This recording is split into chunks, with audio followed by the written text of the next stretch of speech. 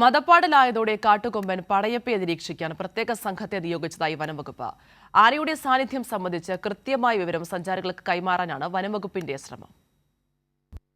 കഴിഞ്ഞ കുറച്ചു ദിവസങ്ങളായി കാട്ടുകൊമ്പൻ പടയപ്പ പതിവിൽ നിന്ന് വിപരീതമായി കൂടുതൽ ആക്രമണ സ്വഭാവം പുറത്തെടുക്കുന്ന സാഹചര്യമുണ്ട്.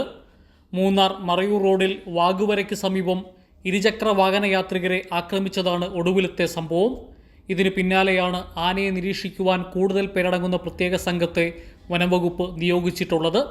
പടയപ്പ മതപ്പാടിലാണെന്ന് മൂന്നാർ ഫോറസ്റ്റ് റേഞ്ച് ഓഫീസർ പറഞ്ഞു. പടയപ്പ മസ്തിലാണെന്നാണ് വെറ്റിനറി ഡോക്ടർ അഭിപ്രായപ്പെട്ടത്.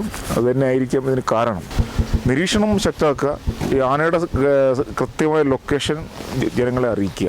ഇപ്പോൾ 5 പേരുണ്ടാവും. പിന്നെ അടിയന്തര ഘട്ടങ്ങളിൽ ഇവിടുന്ന് കൂടുതൽ ആളുകൾ വാഹനത്തിലൂടെ എത്തിച്ചേരും. ഇത് ഡ്രൈവ് ചെയ്യേണ്ട ഒരു സാഹചര്യം ഉണ്ടെങ്കിൽ മാത്രം, അല്ലെങ്കിൽ അപകടപരമായ ഇത് ലെയിൻസിനൊക്കെ അടുത്തേക്ക് നീങ്ങുകയാണെങ്കിൽ മാത്രം കൂടുതൽ ആളുകൾ അവിടോട്ട് ചെല്ലും. 5 പേരടങ്ങുന്ന സംഘം രാത്രിയും പകലും ആനയെ നിരീക്ഷിക്കും.